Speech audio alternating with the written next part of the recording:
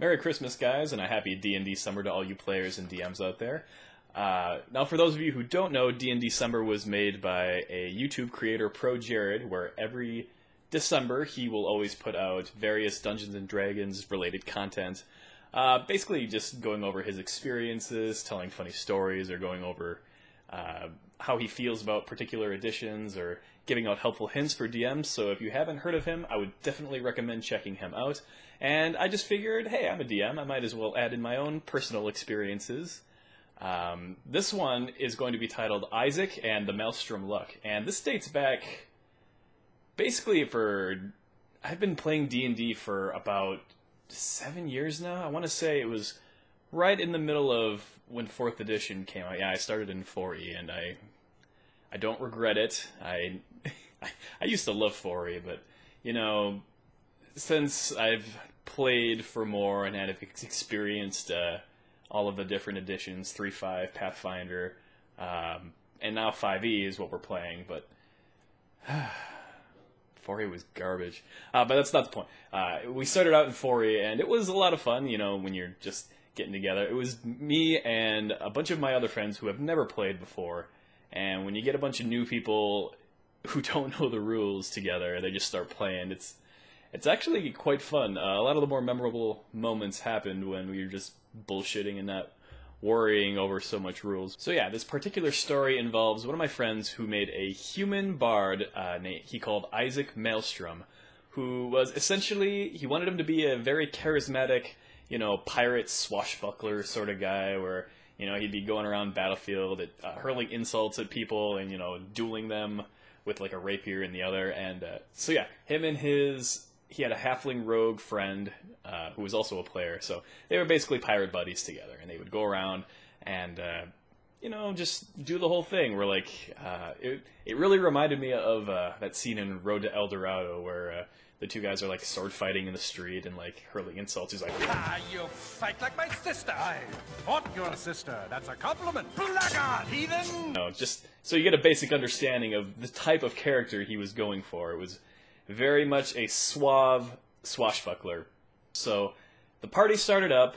They were working for a ex-adventurer named Zachariah Lockwood, who was about like 60 years old, so veteran, used the vast amount of wealth that he had acquired to basically start up his own trading company, and to just retire. And, you know, he doesn't go out and adventure anymore. He gets the younger people to do that. And he had hired them.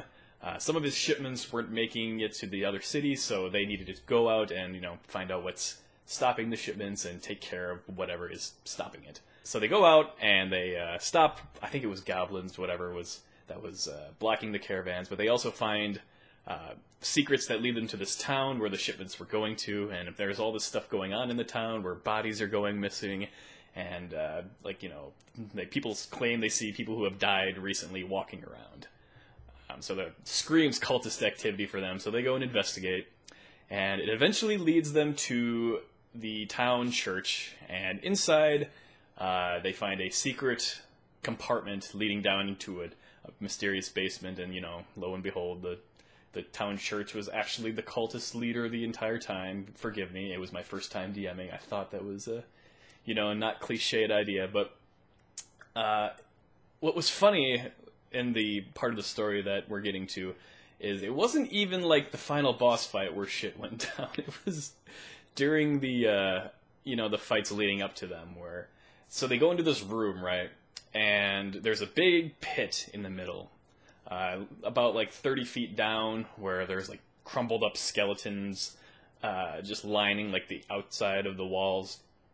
And I had formed it where there was a fight that was happening in the main room, and the monsters were going to try to push the characters into this pit, and then when they hit down, that would trigger the trap where more skeletons would rise up in the pit and, you know, fight them down there, too. Party didn't know that,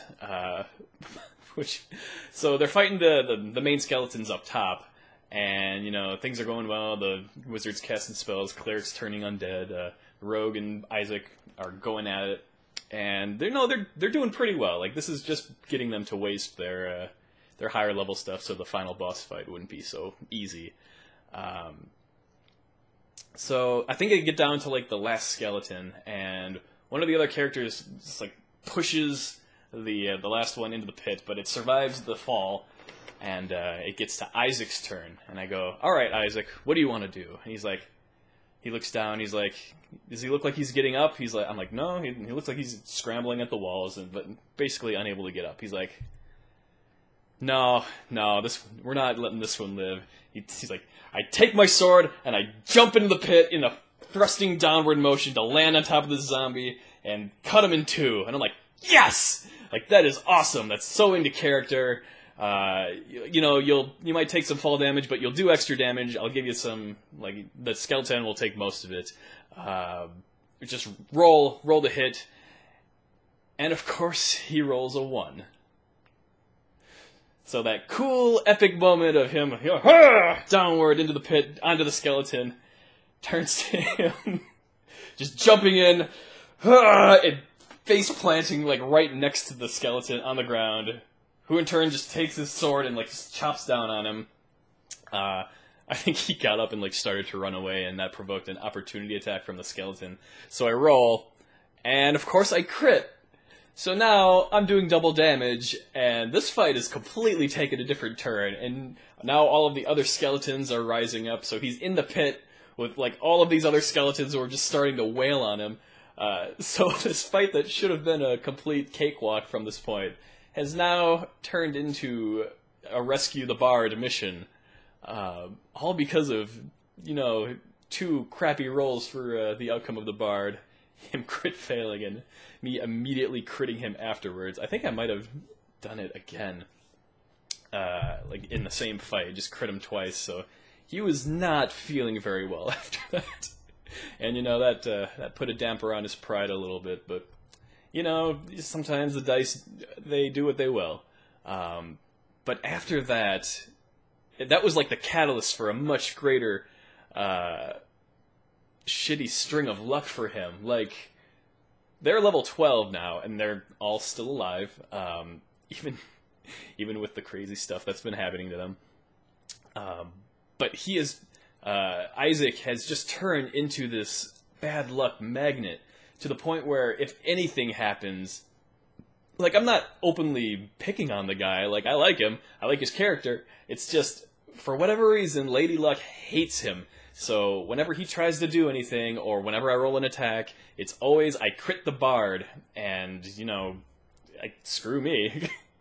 But there was a few other funny instances where that happened, where, like, I think it was, the party had just reached about, I think it was 10th level, and we decided to make the change to 5e, because we were getting really sick of 4e, combat was taking way too long. I play with about 6 other people, so when they do, I don't know if anyone's played 4th edition, but basically you get all these powers that you can use that do various things, like you can move people around, or stun them, different status conditions, and it was all just becoming a lot for me to handle, keeping track of all that stuff.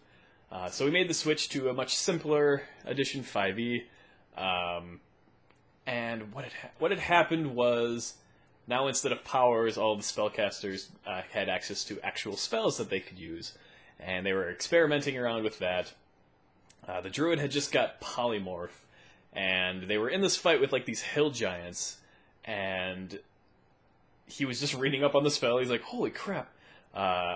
He wanted to transform the ranger's animal companion dog into a Tyrannosaurus Rex, because apparently, I mean, come on, everyone knows what a T-Rex is, especially in a fantasy RPG. But whatever, I don't care. So poof, the druid companion becomes a gigantic Tyrannosaurus Rex, and the druid had not read up on the fact that that completely changes the mental statistics of the character that has changed. So now they've got an angry T-Rex to add to the mix.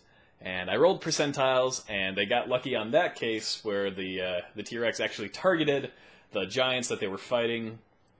But unfortunately for them, the T-Rex also had a tail attack that it could do part of its action, that had to be a target separate from the one that it targets mainly.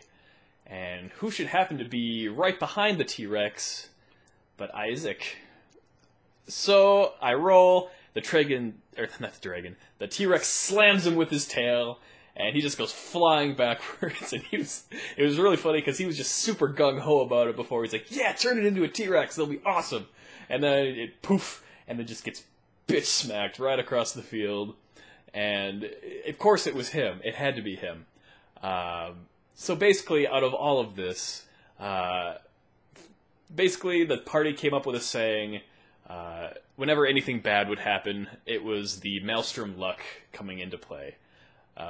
So this smooth, suave, swashbuckler bard now is associated with all things unlucky.